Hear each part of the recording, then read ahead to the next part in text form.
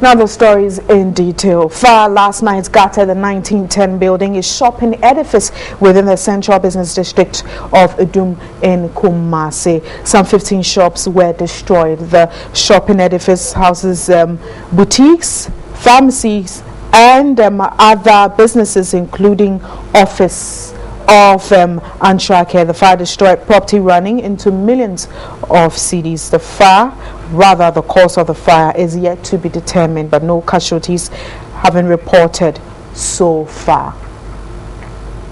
So the visuals there, you can see last night a fire gutted the Antrak Kumasi office in the Ashanti region, and some 15 other shops were also destroyed as a result of the fire outbreak. Now, the fire destroyed properties running into millions of cedis.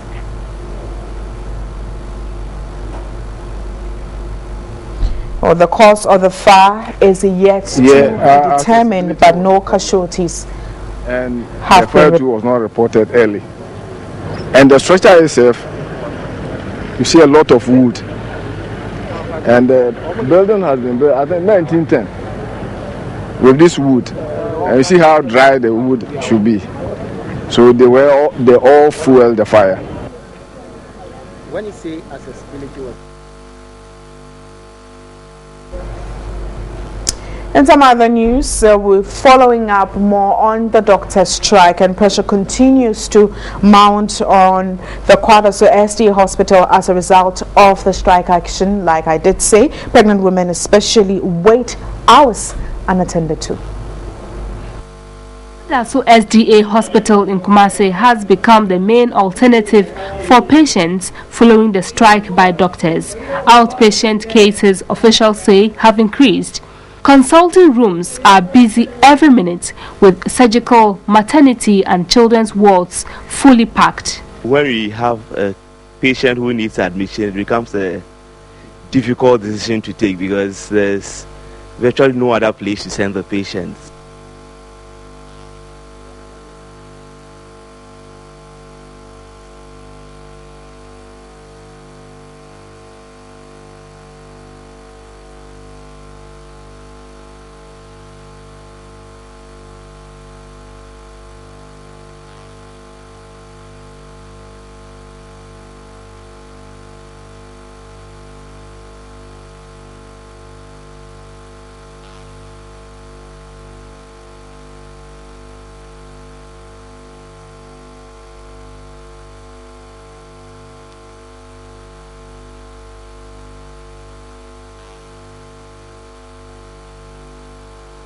You're still watching Midday Live. The Association of Ghanaian Medical Doctors, AGMED, remains concerned about the decision of the leadership of the Ghana Medical Association to withdraw the provision of emergency medical care to Ghanaians across the country. Now, members of AGMED are actively providing both emergency and elective medical services in the medical facilities where they work, and also liaising with the National Ambulance Service to provide emergency care in areas where their members are not able to contain the situation. Well, according to the medical doctors who are members of AGMED, are unable to heed to the directive of the leaders of GMA and the clear violation of their Hippocratic oath, and by that very oath, medical doctors are never to imperil lives as a result of their actions. And I do have in the studio with me Dr. Maria Zakaria, founder of the Association of the Ghanaian Medical Doctors. Good afternoon. And thanks for your time. Thank you. Now, according to your release, it says that you're working at facilities where your members are. When you say that, what does it mean? Are you working all around in private or public hospitals? Yeah, generally our members are both in private and public hospitals. But in this particular release, we are making reference to the public facilities where services are being withdrawn. You would recall that emergency and then elective services have been withdrawn from public facilities, and services are still being provided in private facilities. So our members who are in the public facilities across the country are being mobilized, and they are providing such critical healthcare services in these facilities across the country. What is your strength like? Yeah, we have a membership of about 125 across the country who are registered. We still have a lot of doctors who believe in our vision and mission and who are continuing to provide the essential service for the country. Now, the GMA is on strike because of some valid concerns and because of monies owed them. But from your stance, are you saying that it should be money now, or wait till the money comes, or work along while the money is being given to you? What is your position on this very issue? Our position is that the issue of money should be detached from the provision of medical service. We are of the opinion that medical service is of value, and it is a service that you don't have to withdraw because a particular issue is at stake. We are of the opinion that certain other methods of trying to enforce employer to heed to concerns and legitimate demands of doctors should be pursued rather than withdrawal of services. You understand and you are aware that healthcare service is not just like any other service that we can withdraw and then be able to restore or be able to bring back upon the resolution of the problem. So for instance, in this particular case, if you were sick and you went to the hospital and you were refused service, and then the concerns that led to the refusal of the service are addressed afterwards, what happens? What measures are you going to take to be able to reverse the effect of these? And we've made the point that healthcare conditions are things that are time constrained. For instance, there is a time limit to all conditions. You are aware that certain people have led to the loss of function of parts of their body. In fact, some people have actually died as a result of a delay in seeking healthcare service at various points in time. Now, the delay in service provision has always been attributed to the client or the patient. So we do public health service, we do public health education, we talk to people to seek early care for medical conditions that they suffer, because such conditions could reach stages that you cannot reverse. Are your members also part of the GMA? We were before, but now we are mobilizing ourselves to actually, get ourselves removed from GMA to organize a formidable group that would respond to the needs of the Ghanaian, the needs of residents of this country. Now, early on, you were saying that there are some measures that can be put in place down, outrightly withdrawing emergency services across the country. Yeah. What are some of the measures that you think should be put in place? So, for instance, we are saying that if you're going to take any particular action, first of all, you must understand that these actions must not affect the ordinary Ghanaian. So, for instance, we provide services and we charge for our services.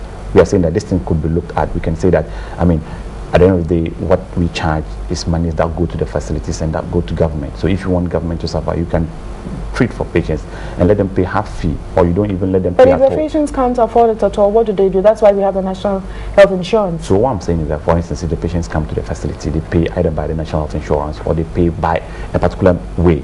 So which way?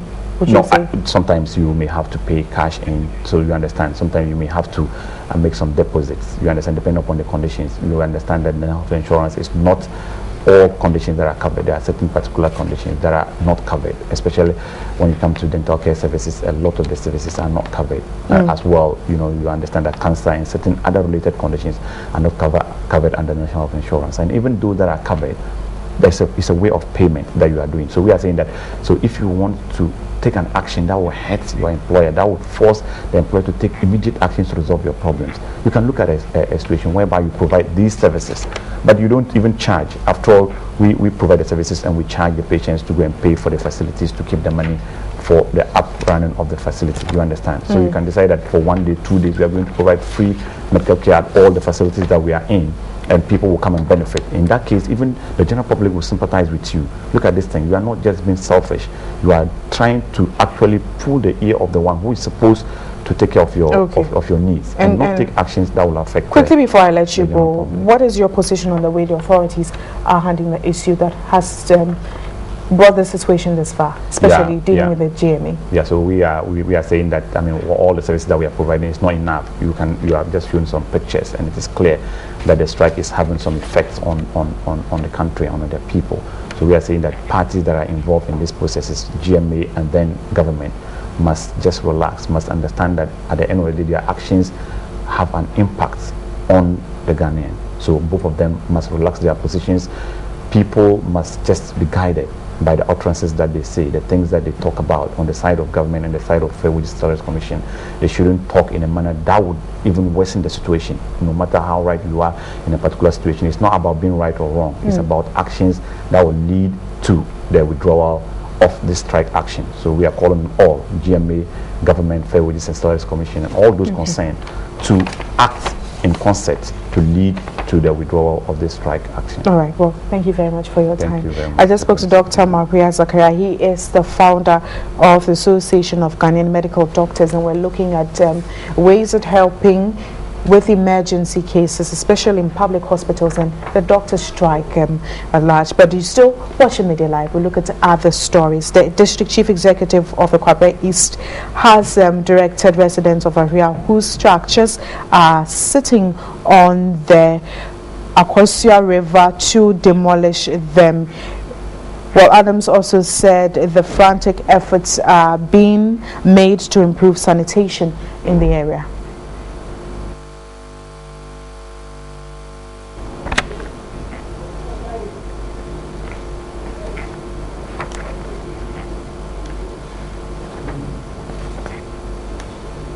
I'll bring you some more stories from the hospitals.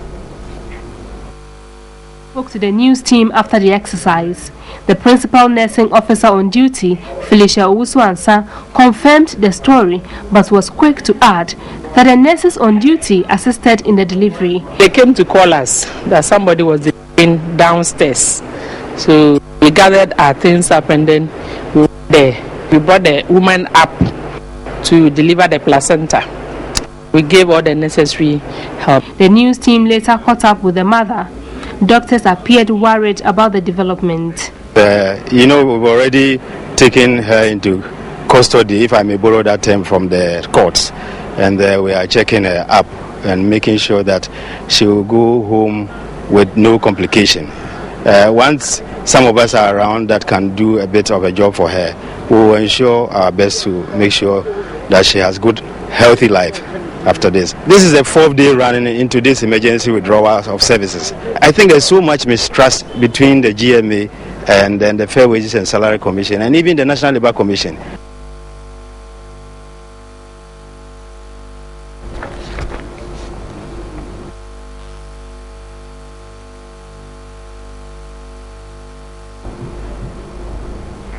You're still watching Midday Live. We're going back to the area sanitation story, and the district chief executive for the Kwabre East district has directed residents of area whose structures are on the river to demolish them.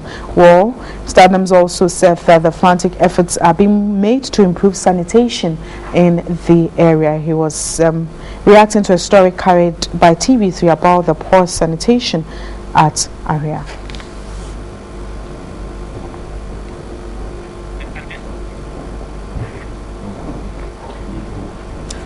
So in your shots is a story that has to do with sanitation at area, where the district chief executive of Kwabre East has directed residents of area whose structures are sitting on the river to demolish them. He also said frantic efforts are being made to improve sanitation in that area. He was reacting to a story carried by TV3 about the poor state of sanitation in area. And with the refuse too, we had a lot of refuse in Kwabre. And for instance, there was one at Zongo, which was about 40 years ago, about 40 years. We've just cleared that one. And this one too very soon will be cleared. Okay.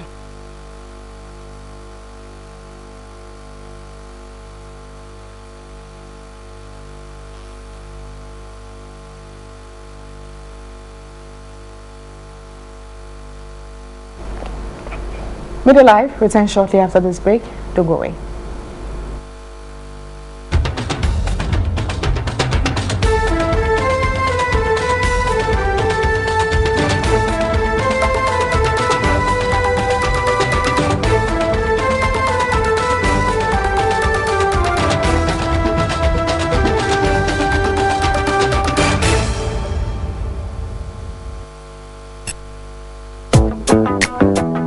foreign nationals living in Ghana are required by law to register for their non-citizen Ghana.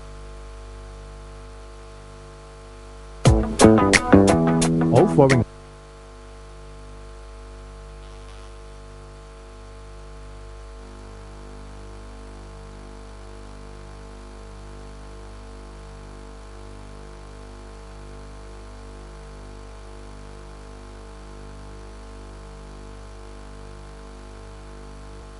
have been at the center of controversy in the ongoing election petition hearing case at the Supreme Court. But what exactly is the pink sheet and what does it contain and how crucial is it in an electoral process? Edward Kabi has been finding out more on the pink sheet. Lord, it's F262901. It's the same polling station code for all three separate pink sheets, my Lord. Lord, I have the original of that pink sheet, my Lord. Pink sheet. This has been the most used word so far in the election petition case before the Supreme Court, perhaps pointing to its importance in determining the outcome of the case. Lawyers for all sides at every point in time make reference to the pink sheet. I'm suggesting to you, Dr. Baumia, that NBT was special voting. Pink sheet of the Yuasu Court Hall for the special voting. My Lord, I do not agree. So what really is the pink sheet? We sought some answers on the streets.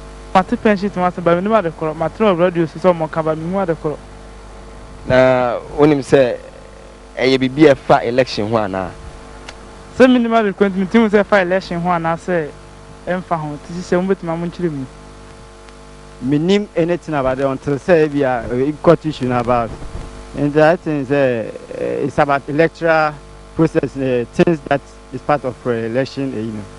But the word pink sheet, this is the first time I'm hearing about it. The pink sheet nangasanga there. I'm the minimum code. Then I'll take a pink sheet or TV and radio. Then the court no one says someone no go so keka. Ana they say they obeying kunim. Pink sheets, otherwise known as the polling station results sheet, is pink in color. It is the single most important crucial record for polling station results. It has a polling station name, a serial number, and a polling station code. Before ballots are cast, each pink sheet indicates the total number of registered voters, the total number of ballot papers issued to a particular polling station, number of spot ballots, valid votes, and invalid votes. After voting, the pink sheet, which contains the election results, must be signed by EC's presiding officer and party agents, except in complicated situations. Just in case that a polling agent refuses to sign, he is at liberty to refuse to sign if things have not been clear to him or her during the sorting and the counting. In such a case, he can ask, if it is the count, he can ask for a second count from the PO. So the PO counts again, much more slowly and loudly. If still after that, he or another person says, no, we still are not satisfied, then the regulations say they should endorse the form. Now the decision will be made by the constituency returning officer, who is higher than the presiding officer. Election results of different pink sheets from the various polling stations under one constituency are then recorded on a blue sheet as final constituency results.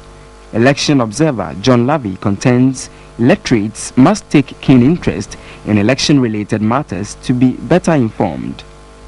The Electoral Commission is supposed to generate the information for the education and to do some education themselves, then helped by other education outlets like the NCCE. They have been doing it. Is it enough? Some will say it's not. But the target you are educating, are they interested in the education? That's what I've been saying. If you're not interested, what is making noise? In some other news, the Chief Justice says a judicial service will set up appeals courts in all 10 regional capitals to facilitate the administration of justice. Georgina Theodora Wood was speaking when the Ministry of Communication presented 160 computers and scanners to the service. The presentation of the 160 computers by the Minister of Communications was to enable judicial service staff work more effectively and efficiently. Dr. Omane Boama told the Chief Justice, Georgina Theodora Wood, his ministry's plan to establish a Data Protection Commission which would strengthen the ICT capabilities of judges to adjudicate on cases which emanate from electronic transaction disputes. He also assured her ladyship his commitment to push forward the e-justice project under the e-governance policy of government. The Chief Justice, Georgina Theodora Wood, expressed gratitude for the computers, which she said would improve the output of judicial staff. She noted from next year, each region would have a court of appeal to complement the current 3 in Accra, Kumasi and Cape Coast.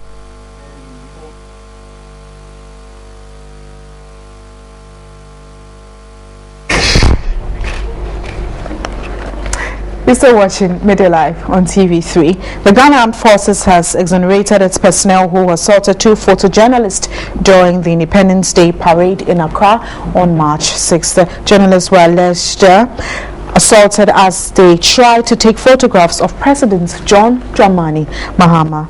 Vincent Dache, Ghanaian Times newspaper, was allegedly slapped while his colleague Nima Teboche of the Daily Graphic was electrocuted in his private parts. The Ghana Armed Forces was tasked to investigate the matter following the incident, but the military says their investigations revealed that the journalists were not assaulted. I do have in the studio this afternoon the president of the Ghana Journalists Association. President-elect.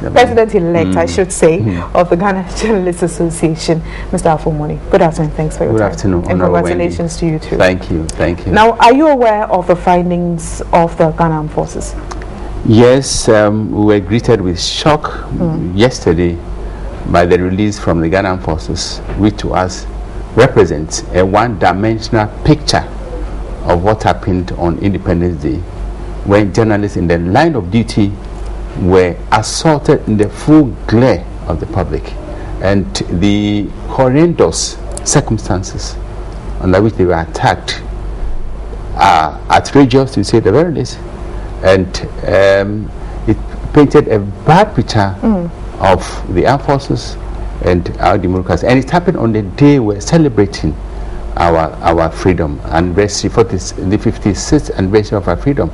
And the message, the signals it sent in certain quarters was that even though we are free politically, in certain circles we are shackled by the behavior of the armed forces. So it's something we need to be consigned to the dustbin of history, but it refuses to be consigned in the sense that it has, cast a slur on the way some security apparatus, members of security apparatus operate.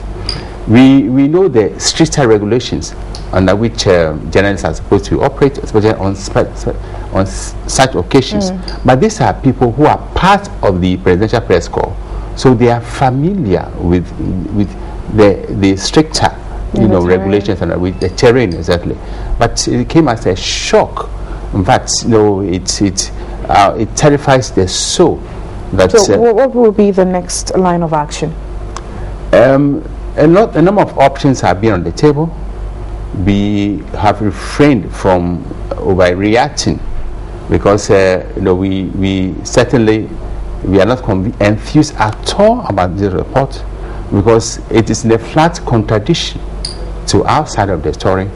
And some of the options which have come are that we should boycott all military assignments, and we should perpetually until justice is palpably done to the victims of this brutality visited on our people on such an auspicious day as Freedom Day.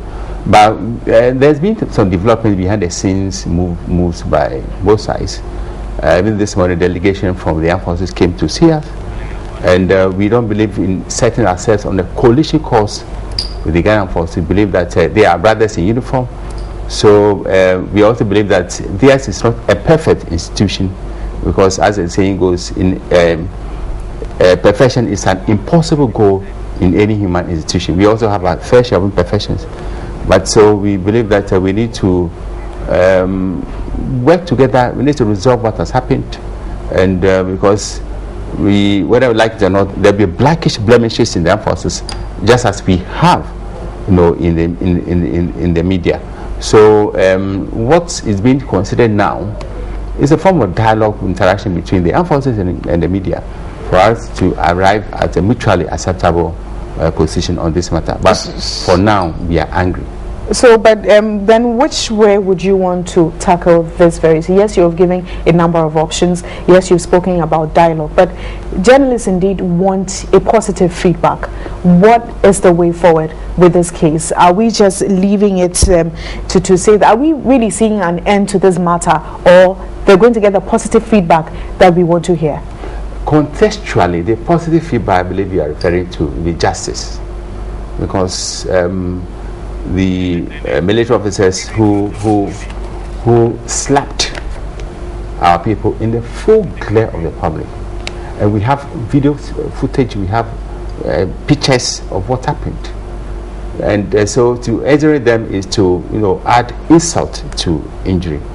So I believe the best way to address this issue and for justice to have been seen to have been done is to bring to book the perpetrators of this horrendous brutality against our people.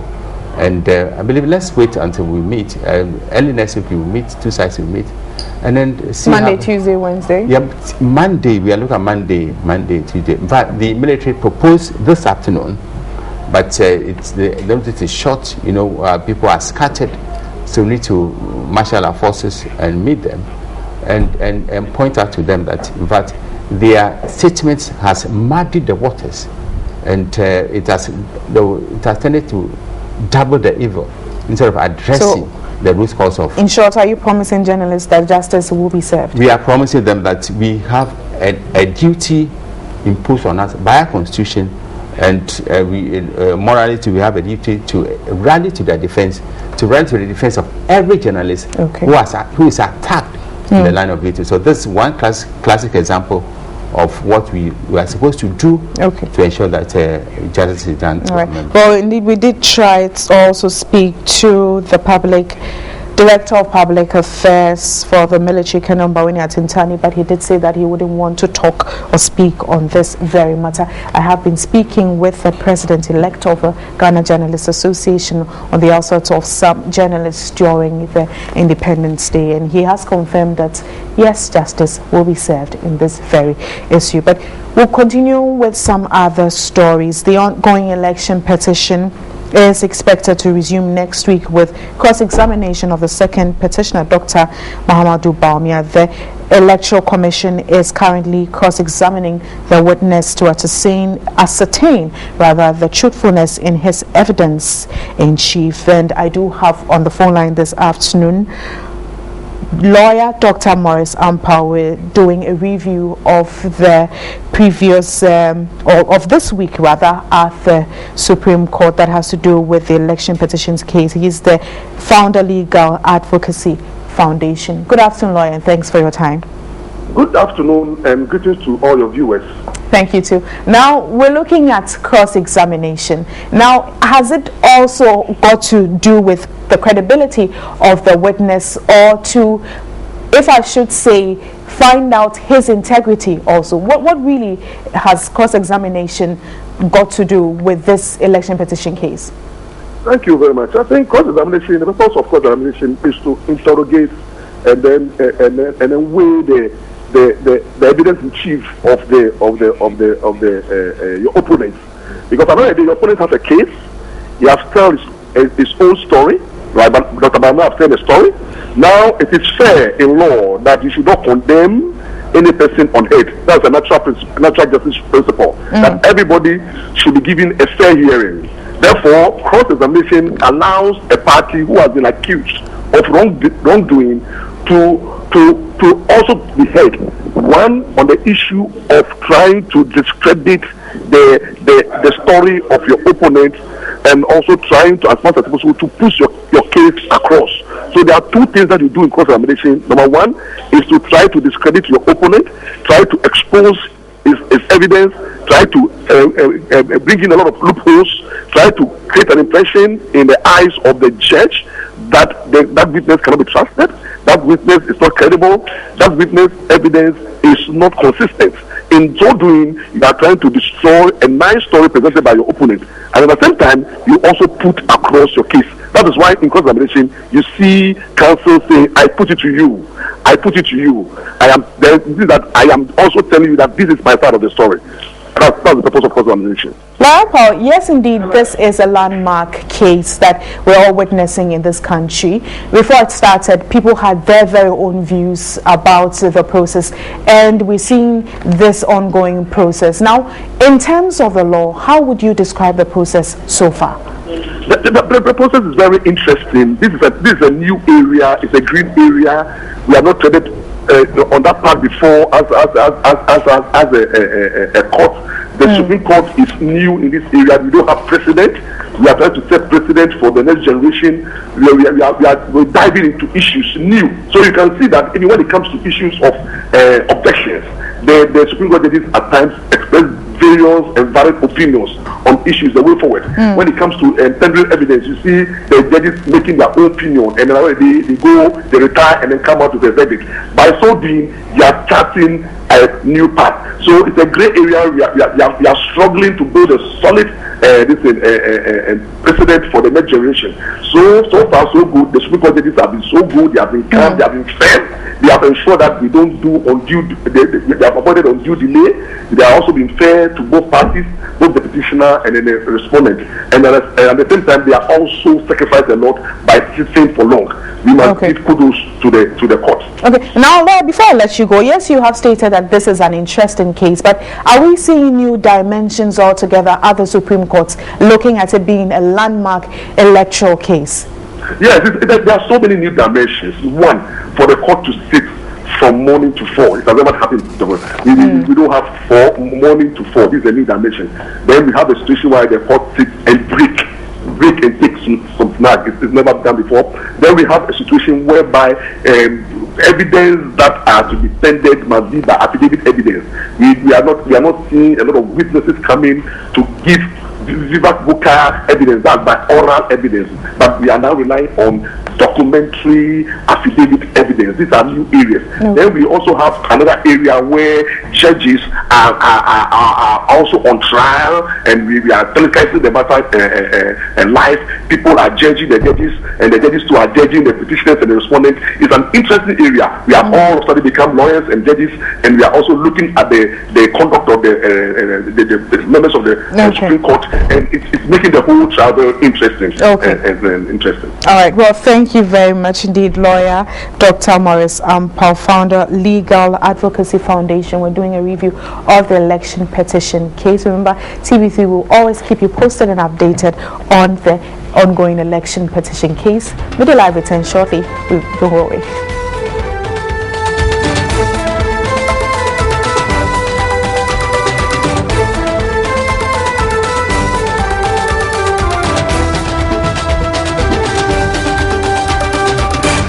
What do you have for us this afternoon? Well, it's quite interesting. We'll be moving on to the markets and talking about how the Ghana cedi has performed against other major trading currencies. We'll get an analyst come through and share this with us. And then also, we'll be talking about the energy needs of Ghana and how government is trying to solve these situations. So when we come back, we'll talk about this and many more. Please do stay with us. We'll be back shortly.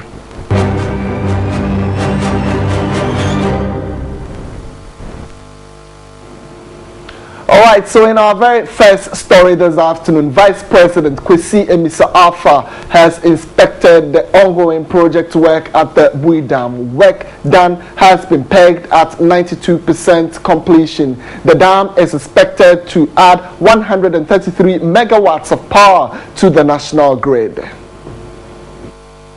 The project is being funded with a concessional loan of $263.5 million from the Chinese government and a buyer's credit of $298.5 million from the Exim Bank, in addition to government's contribution of $60 million. The main project, estimated at $622 million, includes a resettlement and community support program. Vice President Kwesi Bekwin Emisa Arthur lauded the progress of work. He later visited the resettlement camp, 2 saddle dams and the main generating plant. 104 houses have been made available for relocated residents. When work is handed over, Bui residents will benefit from an irrigation scheme with a coverage of about 30,000 hectares of land. The Chief Executive Officer of Bui Power Authority, Jabesh Emisa Arthur, was optimistic work at the site will be completed by the end of April 2013. The dump is expected to be commissioned on April 30, 2013. Definitely, this will go a long way to enhance productivity in the country. We definitely need enough electric energy to help businesses grow. Well, we'll look at other developments. This afternoon, we've seen early part of the week, the city see some fluctuations on the market. We'll also get the opportunity to review the stock market. Well, Cowbank has reviewed its first quarter financial statement. What does this mean to its equity on the market? Joining me in the studios to talk about this and many more is Edu Krante, a research analyst from MDK. Yao, a very good afternoon. Thanks for joining us on Midday Live. You're welcome. It's amazing how the city has seen that level of performance in and around the early part of the year. Let's talk about the first quarter, but just in and then we've seen some fluctuations on the market. Well, for most of us in the media, we just quickly related it to, ongoing legal tussle and people maybe wanting to take their money from the money market instruments that we have. But necessarily, what could be other factors contributing to the city seeing that marginal decline on the market? Well, I think first of all, we have to understand the fact that every situation in this country has other aspect that it affects. So we see this ongoing court situation also coming, but then I wouldn't really pinpoint it as a main factor to the performance of Ghana City for the past 3 weeks. Okay. The city has been recording some fluctuations here and there, basically due to the way the supply has been and also how the demand has really been increasing. That should even give us a sign that we have lots of people trying to import, a lot of companies trying to bring in more produce or more raw materials and more machines to work.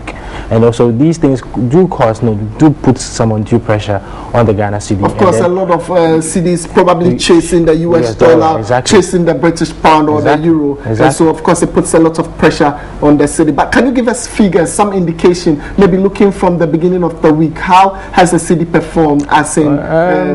From Monday to today, the city has lost about 0.59% of its value to the US dollar. It's really suffered a massive blow to the pound sterling, losing about 4.56 pesos. That's about 1.53% of its value to the pound sterling. And then by then to the euro and CFA, we realized the city has been fairly stable. I mean, it's lost some value at the beginning of the week, but managed to recoup it at the end of the week. So it remained quite stable to the pound sterling. But then going forward, the demand for the Ghana's for dollars or other currencies is not really expected to subside. We're going to see a lot of individuals demanding dollars. Does this indicate that the city might suffer even further moving on into the weeks ahead? The city would see some fluctuations in value, unless of course we have some short-term measures put in place by the central bank to help improve the supply side, so that the city does not fall into that kind of ditch. But then at the end, you realize that although we have reserves, we cannot also afford to be pumping everything right now, because we have about 8 months more to go. So we really have to be very. I think it's a strict policy policy of the central bank taking some key measures to ensure that the city is cushioned. But just before I let you go, we have enough information that some banks have started coming out with their first quarter performance and results. I just want to find out, Car Bank is one of them. How, performing significantly well on the market. Now, if you put this to the stock market, how have they performed?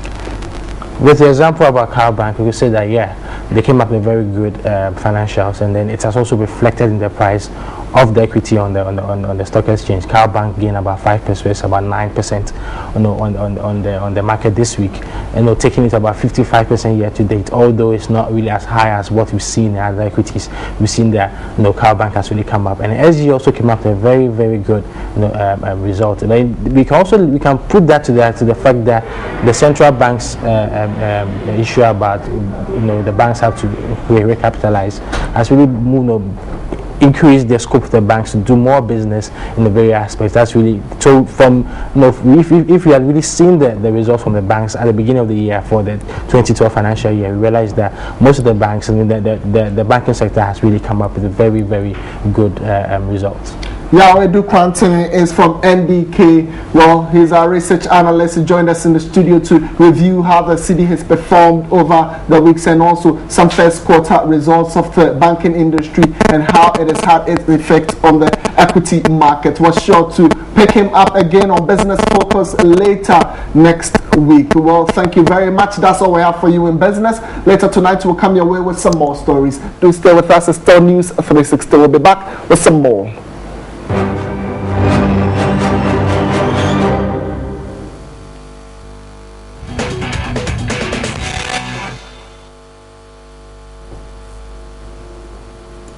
Alright, welcome back. It's still Midday Live, and I do have TV3's Red Tiger here to give you some sports updates. But Joel, you were telling me that today is the Baby Jet promotion bouts between the Game Boy and Pointillas. Yeah, obviously, the time we've all been waiting for is the second edition of the Baby Jet promotions, and it's happening live at the Accra Sports Stadium later tonight, and we're all going to turn out there to ensure that we support the Game Boy Emmanuel Tego defeat his Filipino opponent. Well, let's start with our very first story today. I'll be running by you fixtures for the quarterfinals of the MTN FA Cup games expected to come off this weekend. So this weekend there are no league matches. There is rather the FA Cup games expected to come off, and tomorrow at the Amidaus will be taking on the Aduana Stars at the Tema Park, and Kotoko will be playing their game on Sunday at the Babayara Sports Stadium, obviously against Second D 11 Wise, and Midiama will be taking on Hearts of Lions, whilst Accra Hearts of Oak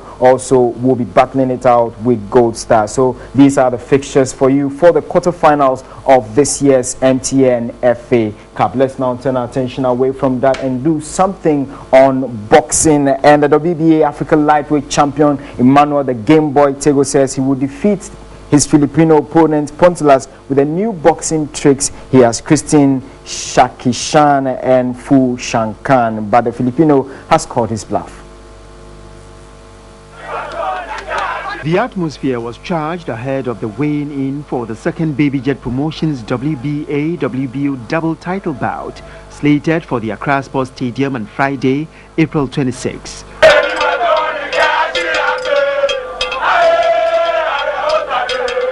In attendance were the vociferous Vandals,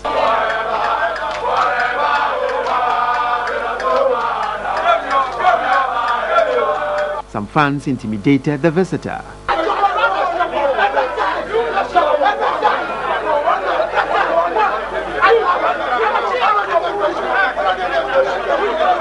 The two boxers, Emmanuel the Game Boy Tego and Rubold Alvarez, the unpredictable Pointillas, then mounted the weighing scale in turns, weighing 130 pounds apiece. Tego told the media in Ga he will beat his opponent with a trick that has never been seen in boxing. Me because this time around my Jenny be show ya. Because you like ni be committing na we be committing must stop nyema fine kenye. But this time around me to my jeshi. Mu can jeshi no jeshi chakchan. Ke fu chankan te. But Pointillas called his bluff. Supporting boxing, and I want to thank God because He guides us to came here. Other boxers billed for the night include George the Red Tiger Ashi, Michael Ohiambo of Kenya, and Alhaji Ahmed Saraku were present. Chief Executive of Baby Jet Promotions, Samuel Enimado, was confident. Come and witness the game and come and enjoy yourself, because we are going to give you a good bout, a night of music, a night of boxing. I wish Game Boy the success, and I know it's going to be fun. How we end the sports segment on Midday Live, but let me run by you quickly before we go. Fixtures for the MTN FA Cup quarterfinal games expected to come off this weekend. Tomorrow, Amidaus will be taking on Adriana Stars at the Tema Stadium, and Kotoko will be battling it out with 11 Ys, secondly 11 Ys at the Babayara Sports Stadium on Sunday, and Midiama at the Takwa TNA Park will be also holding Hearts of Lions in that particular fixture, and Accra Hearts of Folk will be sharing it out with Gold Stars at the Accra Sports Stadium come Sunday. So those are the fixtures there for you for the quarterfinals of the MTN FA Cup. That's it by way of sports here on Midday Live. We're coming through more sports a bit later on News 360. Enjoy your afternoon.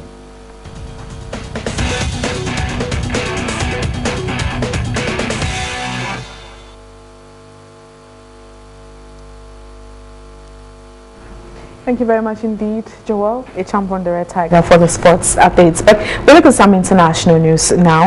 UK Prime Minister David Cameron says there is limited but growing evidence that Syrian government troops used chemical weapons. On Thursday, the White House said that the U.S. intelligence agencies believed the varying degrees of confidence that Syria had used the nerve agent sarin. It said that the gas had been deployed on a small scale but did not give details of where or when it had been used. David Cameron said he agreed with the White House warning that the chemical weapons used would be a red line for possible intervention. Syria is believed to possess large quantities of chemical weapons. There has been heightened concern among the international community in recent months about the safety of stockpiles. I am Wendy Lai. You have a beautiful weekend. Good afternoon.